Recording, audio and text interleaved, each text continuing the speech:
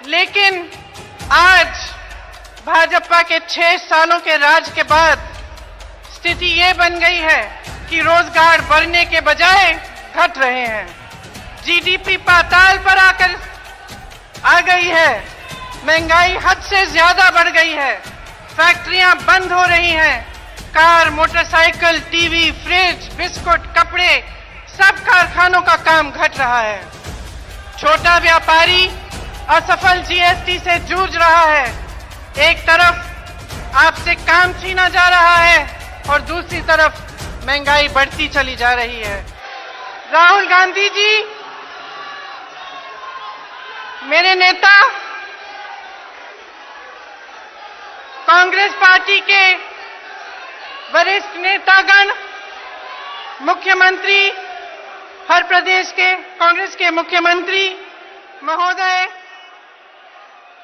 AICC के महासचिव और सचिव महोदय, यहां उपस्थित सारे नेतागण, मेरी बहनों और भाइयों, और खास तौर से उत्तर प्रदेश की हर विधानसभा, हर जिले से यहां उपस्थित मेरे कार्यकर्तागण को आज दिल्ली में बहुत बहुत स्वागत। मेरे पीछे बड़े बड़े अक्षरों में आपको दिख रहा है भारत बचाओ रैली। आप सब हर शहर से, हर जिले से, देश के कोने कोने से यहां इस मकसद से यहां आए हैं। तो इसका मतलब क्या है? ये देश, ये हमारा देश क्या है और हम किन ताकतों से, किन शक्तियों से इस देश को बचाना चाहते हैं? सवाल उठता है, हमारा ये देश है क्या? ये देश एक अनोखे स्वतंत्रता संग्राम से उभरा, एक ऐसे आंदोलन से उभरा जिसने अहिंसा और प्रेम के जरिए दुनिया के सबसे बड़े साम्राज्य को शिकस्त दिया। ये देश प्रेम का देश है, अहिंसा का देश है, भाईचारे का देश है। एक दूसरे का हाथ थामने की आदत है ये देश। एक लड़की के दिल में सक्षम बनने की आकांक्षा है ये देश। एक नौजवान की आंखों में पल रहा मजबूत भविष्य का सपना है देश। एक किसान के लहलहाते खेत है देश। फैक्ट्री में काम कर रहे मजदूर की कड़ी मेहनत है देश।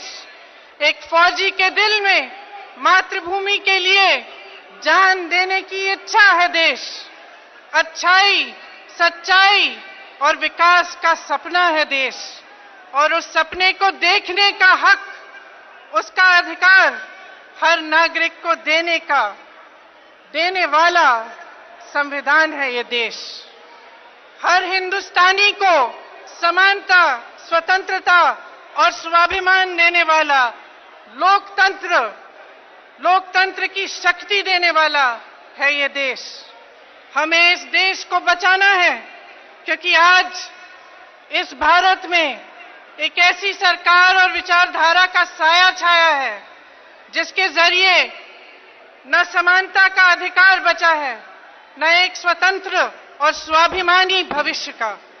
कुछ सालों पहले हमारे देश की अर्थव्यवस्था ऐसी गति से बढ़ रही थी कि दुनिया हमारी तरफ देखने लगी। ये कहा जाता था कि चीन की तरह हिंदुस्तान की अर्थव्यवस्था भी इतनी तेजी गति से बढ़ रही है कि भारत की अर्थव्यवस्था भी विश्व की सबसे विकसित अर्थव्यवस्थाओं की तरह मजबूत बन रही थी। विदेशी पूंजी भारत में आने लगी, हमारे उद्योग मजबूत बने, मनरेगा जैसी ग्रामीण योजनाओं के जरिए रोजगार बने। लेकिन आज भाजपा के 6 सालों के राज के बाद स्थिति ये बन गई है कि रोजगार बढ़ने के बजाय घट रहे हैं। जीडीपी पाताल पर आकर आ गई है। महंगाई हद से ज्यादा बढ़ गई है। फैक्ट्रियां बंद हो रही हैं। Car, motorcycle, TV, fridge, biscuit, कपड़े, सब कारखानों का काम घट रहा है। छोटा व्यापारी असफल जीएसटी से जूझ रहा है। एक तरफ आपसे काम छीना जा रहा है और दूसरी तरफ महंगाई बढ़ती चली जा रही है। फिर भी हर बस स्टॉप पे, हर अखबार में, हर टीवी के चैनल पे भाजपा के इश्तिहार में आपको लिखा क्या दिखता है? मोदी है तो मुमकिन है। असलियत ये है बहनों और भाइयों कि भाजपा है तो 100 रुपए की किलो की प्याज मुमकिन है। भाजपा है तो 45 साल में सबसे ज्यादा बेरोजगारी मुमकिन है। भाजपा है तो 4 करोड़ नौकरियां नष्ट होना। भाजपा है तो 15,000 किसानों की आत्महत्या। भाजपा है तो हमारे नवरत्न कंपनियां की बिक्री।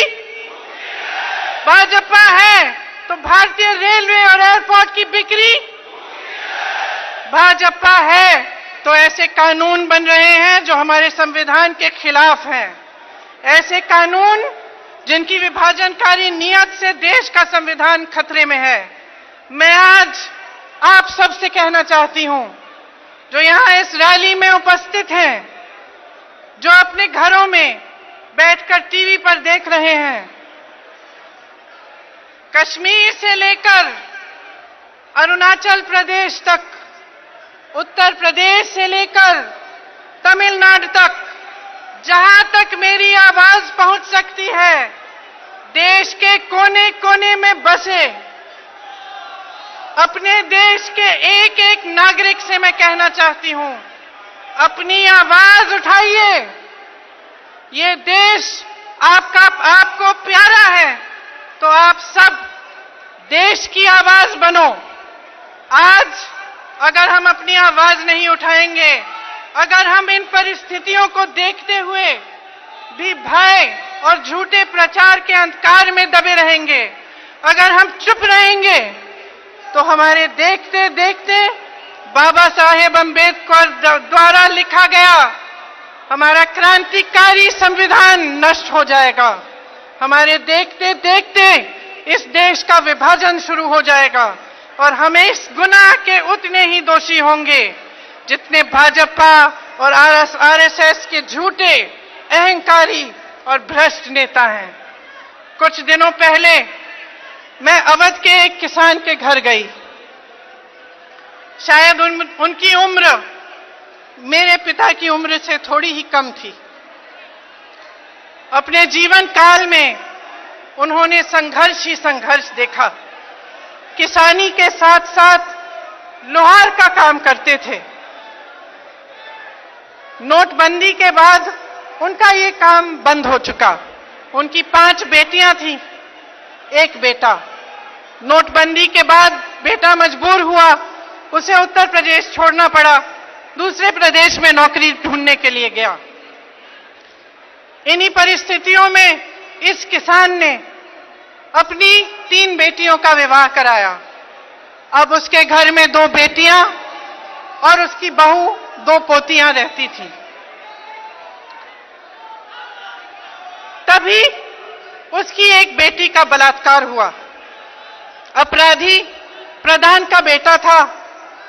पुलिस ने रिपोर्ट दर्ज करने से मना कर दिया। ये लड़की हिम्मत नहीं हारी। हर रोज बगैर अपने पिता के मदद लेते ट्रेन में बैठकर अगले जिले में अपनी लड़ाई लड़ने के लिए कचहरी जाती।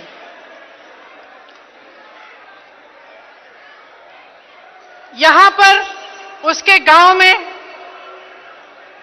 प्रधान और उनके परिवार के लोगों ने बेरहमी से उसके पिता को पीटा, उसके खेत जला डाले, उसकी 9 साल की भाभी की बेटी को भयंकर तरह से धमकाया, फिर भी वो हिम्मत नहीं हारी।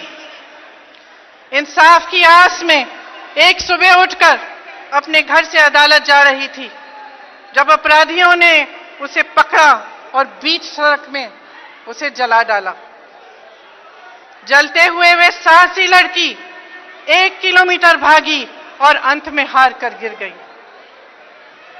उनके घर में बैठे हुए मैं उस लड़की की भाभी से ये दास्तां सुन रही थी, जब उसके पिता ने अपने चेहरे को अपने हाथों में छुपाकर उसके पिता रोने लगे।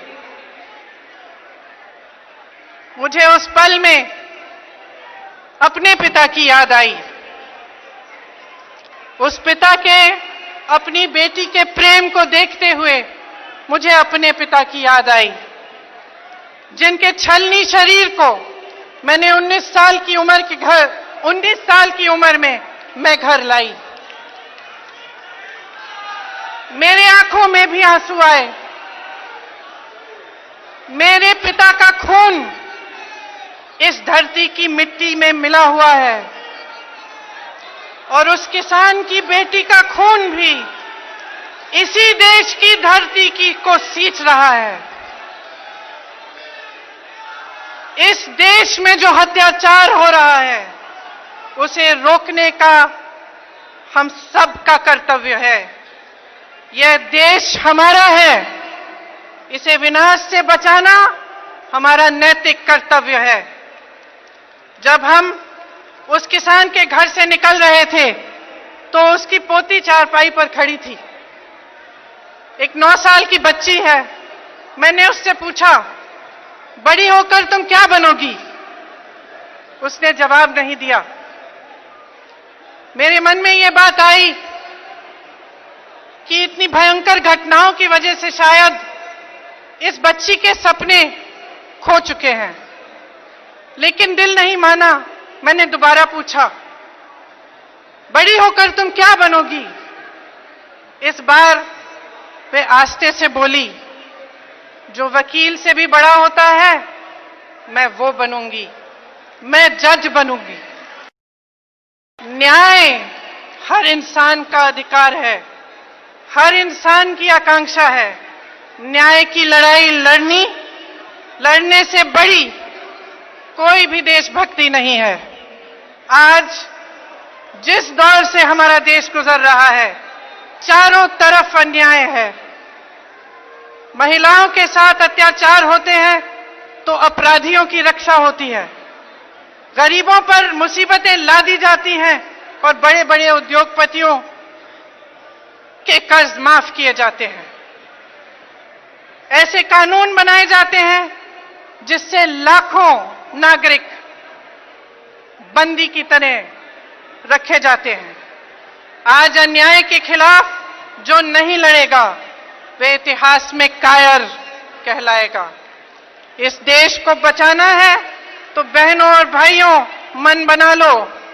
इस देश की मिट्टी प्यारी है तो साहस बांधो।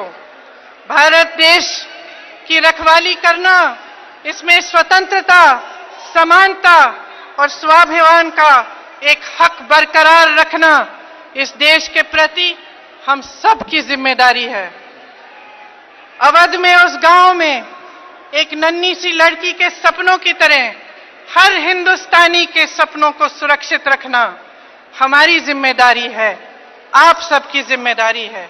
और इस जिम्मेदारी को निभाने के लिए सबसे बड़ी भूमिका कांग्रेस के मेरे कार्यकर्ता बहन और भाई आप सबकी है। आप सब यहां आए हैं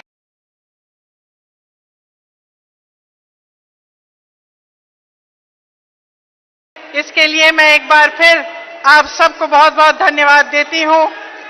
जय हिंद, जय हिंद, जय हिंद।